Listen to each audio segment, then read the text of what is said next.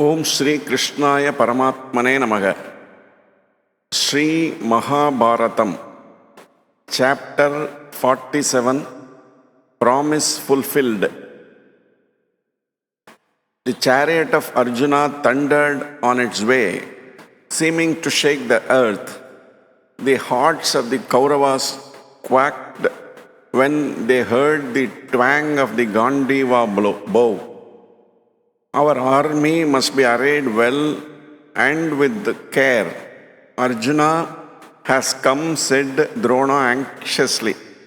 Duryodhana did not at all like the honor Drona did Arjuna by this anxiety.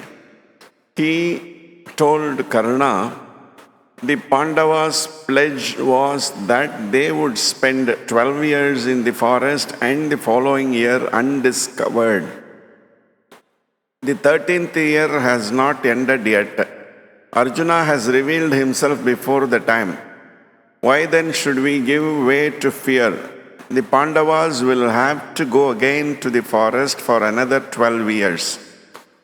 Drona is suffering from the cold feet of the too learned. Let us leave him in the rear and advance to the battle. Karna assented and said, our soldiers' heart is not in the fight and they are trembling with fear. They say that the man who stands so proudly bow in hand on the chariot speeding towards us is Arjuna. But why need we fear even if it were Parasurama? I will myself stop the advancing warrior and redeem my word to you and fight him, even if all the others stand back. They may drive away the cows of the Matsya king, while single-handed I shall give them cover, engaging Arjuna in battle.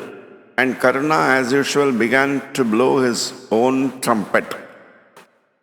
When Kripa heard these words of Karna, he said, this is pure tomfoolery.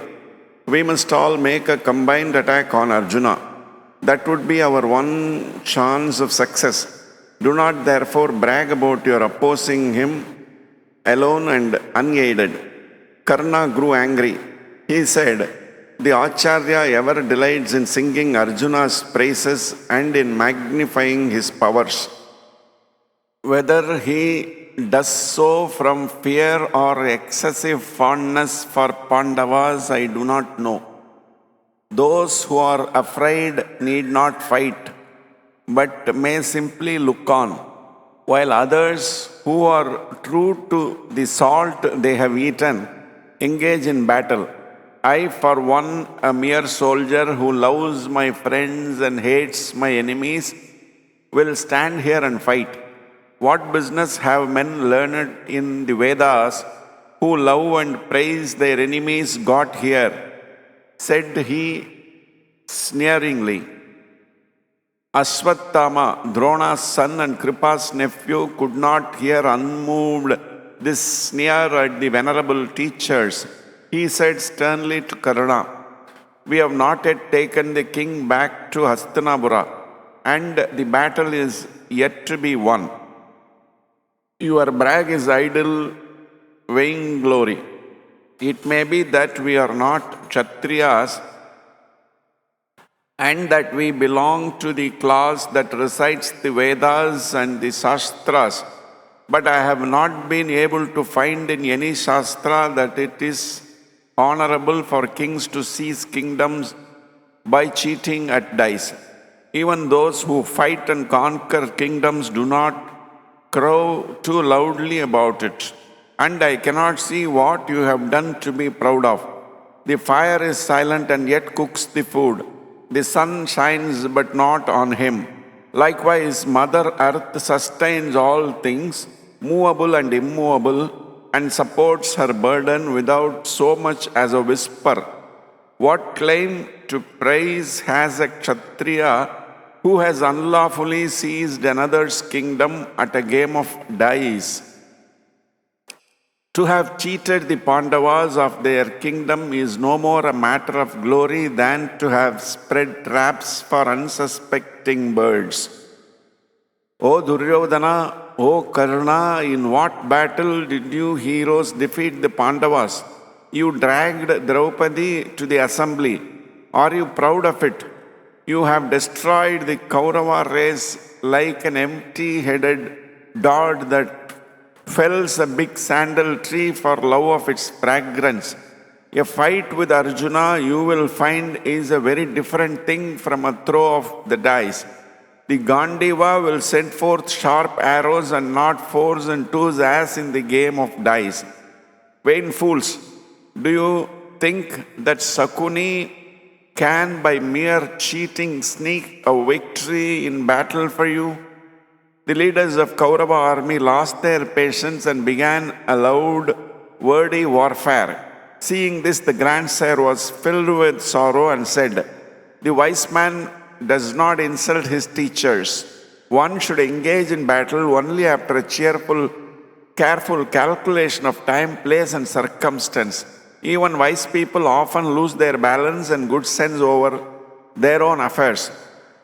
Ruffled by anger, even the usually so sensible Duryodhana fails to recognize that the warrior who stands braving our army is Arjuna. His intellect has been clouded by anger. O Ashwathama, pray do not mind Karna's offensive remarks. You must take them as intended merely to put the preceptors on their best spirit and sting them into action. This is not the time to nurse enmity or sow dissension. Drona, Kripa, and Ashwathama should forget and forgive. Where can the Kauravas find in the whole world heroes superior to Drona, the preceptor, and his son Ashwathama, who combine in themselves Vedic scholarship and Kshatriya heroism? We know of none other than Parasurama who can equal Drona. We can conquer Arjuna only if we all join together and fight him. Let us address ourselves to the task before us. If we quarrel amongst ourselves, we cannot fight Arjuna." Thus spoke the grandsire. Soothed by his noble words, angry feelings subsided. Bhishma turned to Duryodhana and continued, "Best of kings, Arjuna has come. The stipulated period of 13 years terminated yesterday. Your calculation is wrong, as men learned in the signs of planetary movements will tell you. I knew that the period had ended when Arjuna blew his conch. Reflect a little before deciding on war. If you wish to make peace with the Pandavas, now is the time for it. What do you seek? A just and honorable peace or a mutually destructive war? Ponder well and make your choice." Duryodhana replied, "Revered sir, I have no wish for peace. I shall not give even a village to the Pandavas. Let us get ready for war."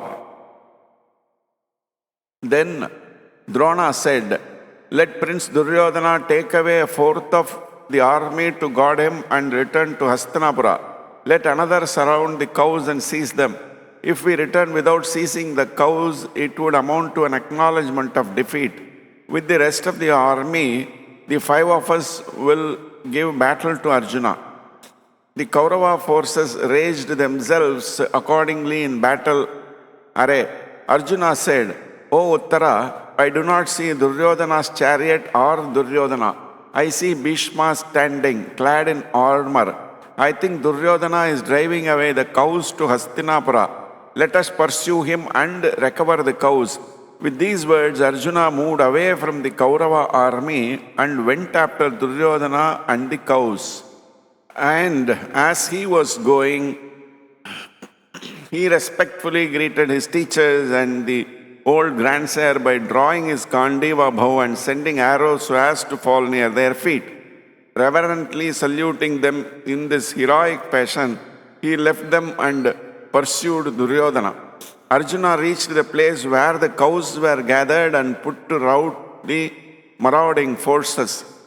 He then turned to the cowherds and asked them to take the cows to the barns, which they did with great rejoicing.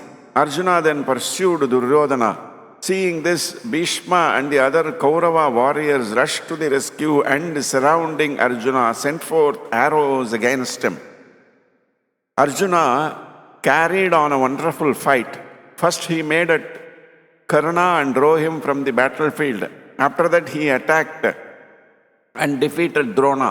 Seeing Drona standing spent with fatigue, Ashwatthama joined in the fight and attacked Arjuna, which gave Arjuna an opportunity of letting Drona withdraw from the field. Then these ensued a bitter struggle between Ashwatthama and Arjuna. When Ashwatthama grew weary, Kripa relieved him and maintained the attack against Arjuna. But Kripa also sustained defeat, and the whole army was routed and fled in fear. Though rallied and brought back to the attack by Bhishma, Drona and others, there was no fight left in them. Finally, they left the field after a glorious fight between Bhishma and Arjuna, which it is said the gods themselves came to see. The attempt to head off Arjuna's pursuit of Duryodhana has failed, and soon Arjuna came up with Duryodhana and strongly attacked him. Duryodhana was defeated and fled from the battlefield, but not far, because when Arjuna taunted him with the cowardice, he turned around like a serpent and resumed the fight. Bhishma and others surrounded and protected him. Arjuna fought, and finally he employed a magic weapon that made them all fall down unconscious on the battlefield. While they were in that condition, he snatched away their garments. The seizure of the clothes of the enemy was a sign of decisive victory in those days.